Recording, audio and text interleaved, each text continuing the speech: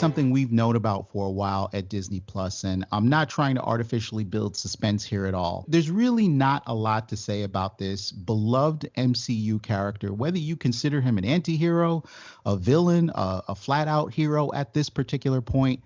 Loki is getting a Disney Plus series. We are going to find a time-displaced version of the God of Mischief in conflict with the Time Variance Authority after stealing the Tesseract for a second time.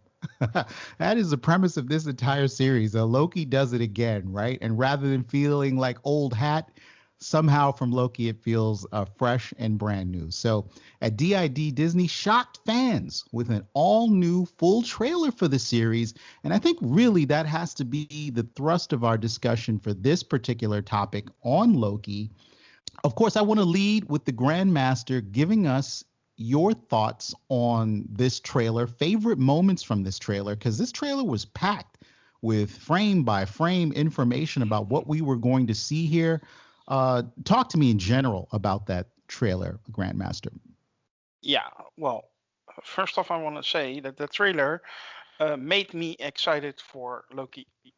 Beforehand, I was not so much excited because I thought Loki's arc was pretty much done in the MCU. He had a great arc, and I personally thought they shouldn't continue with this character. They should move on. But then the trailer dropped, and yeah, that shocked me in a very positive way because it made me very excited. It starts with the footage from Endgame where Loki does his escape. He seems to be landing in some kind of desert. Next up, you see him in an elevator with the Owen Wilson character, or the TVA, the Time Variance Authority, or what is it? Yeah, which gave a little funny moment where you can see that Loki meets his match when it comes to talking. And after that, you see a lot of awesome shots. You see a shot of a woman that looks like Black Widow. You see a shot of New York, shot to pieces with Avengers Tower broken down in the background. And it ends with a shot that is from, I think, the Vote Loki comic, where you get President Loki. From start to finish, it really raised my excitement for this show. And that is what a good trailer does, isn't it? And yeah, that we got it was a shock, but I'm really happy we got it. And yeah, I want to fast forward to May, but I also don't want to because of all the other stuff. But you know what I mean. From being not so interested at all into very excited for it, and that with one trailer of 2 minutes. Yeah, great work, Marvel. All right, you heard it here first, guys. Grandmaster turns his excitement level up from a 5 to there's an 11 on the dial, guys. Spinal Tap style, right? Definitely. Right. Any moment in that trailer that stood out to you in particular, Grandmaster? Yeah, you have the shot where he jumps out of a plane and then he gets snapped up by the Bifrost. He even mentions his brother and Heimdall, and I don't want to even think about Chris Hemsworth and Idris Elba showing up in the show, but I will be glad he's surprised if they did. And right, will you lose your collective mind if those two show up on this series? Well, we just had the Mandalorian final season 2. This will definitely be on the same level. So right. Yeah, that shot did it all for me. I believe I heard and I read that it's based on a true story or something. A guy with money jumping out of a plane and disappearing. A bit of American folklore going on there. I'm just gonna say it. Loki is DB Cooper in this particular trailer.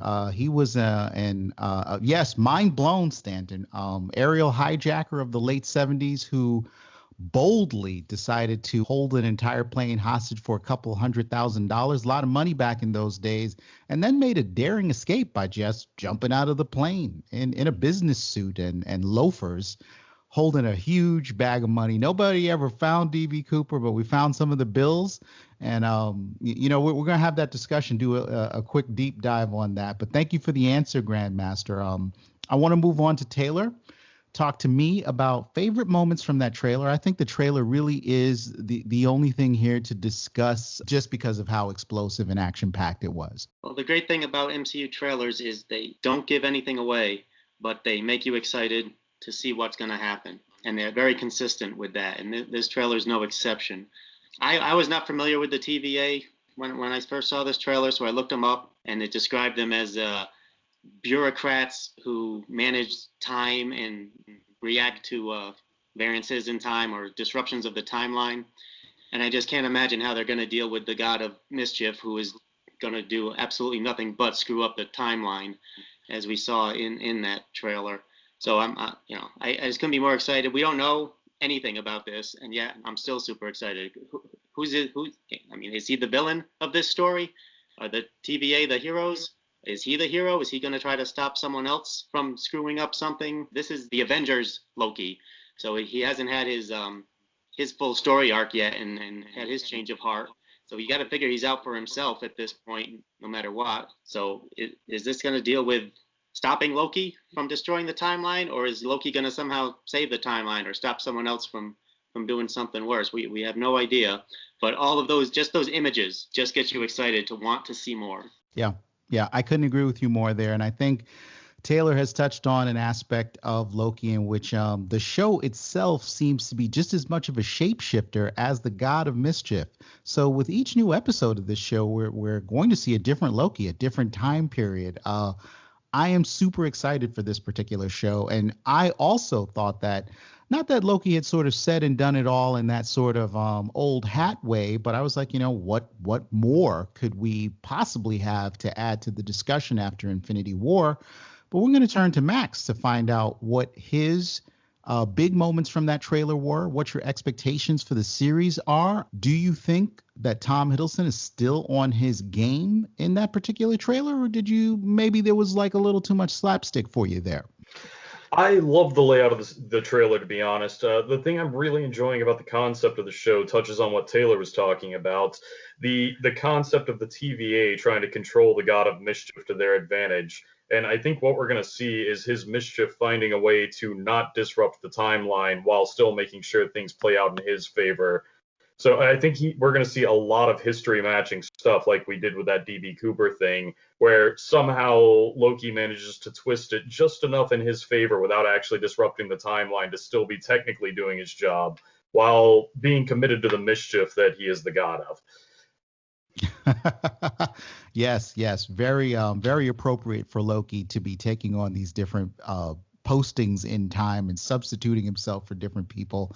And Tom Hiddleston's a dead ringer for DB from the police sketch, the way they've done his hair and the glasses. I mean, you knew it immediately when you saw him on the plane talking to the stewardess and the business suit. I mean, it was like literally 2 seconds into that clip before I was like, it's DB Cooper.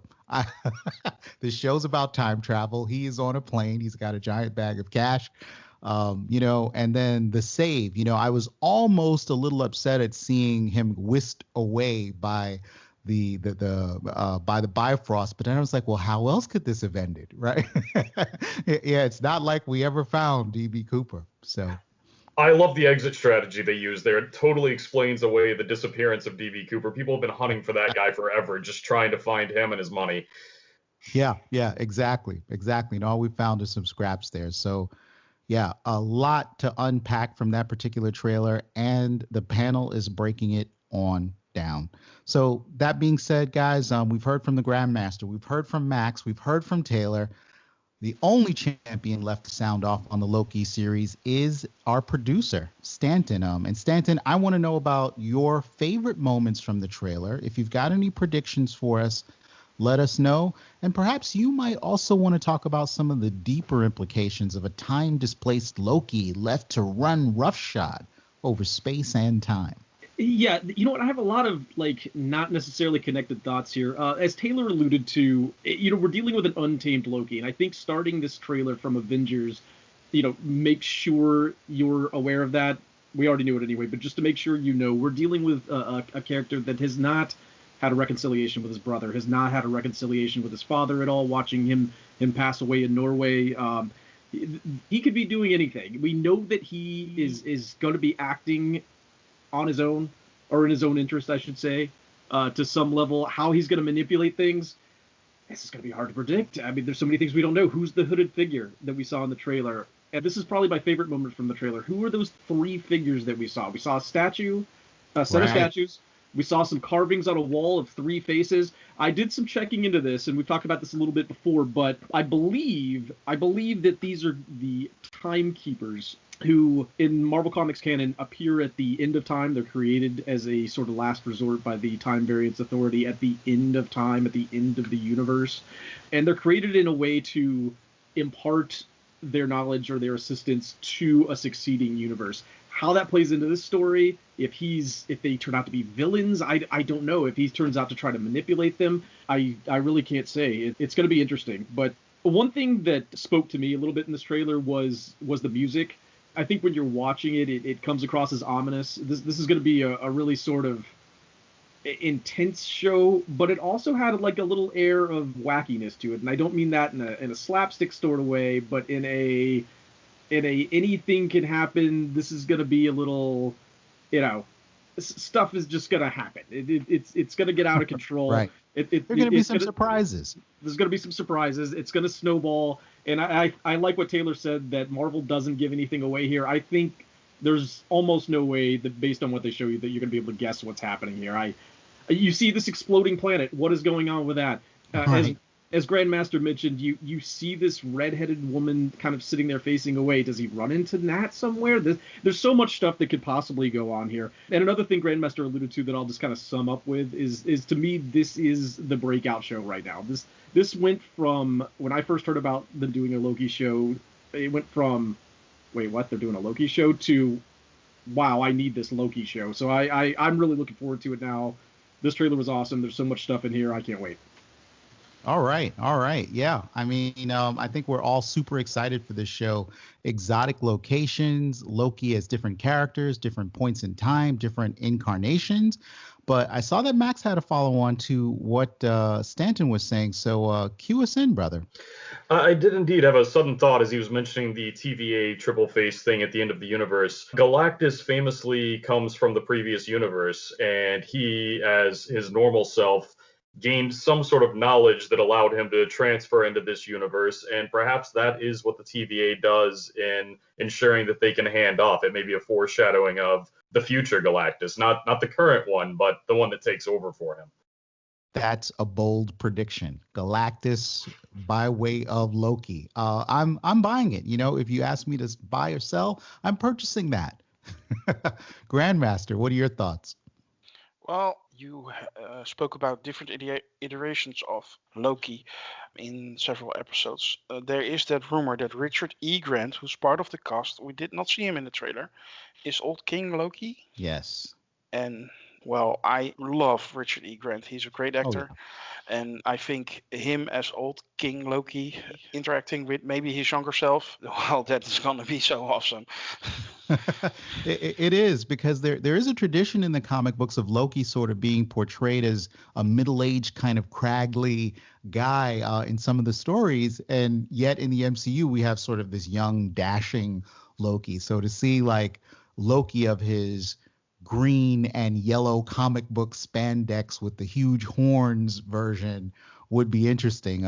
Really paying homage to the newsprint there. Stanton? Yeah, so Max just made me think about that whole thing on a whole new level. So I like the idea of Galactus, and this doesn't discount what he said at all. It can fit right into this, but I was suddenly thinking, there's 3 statues.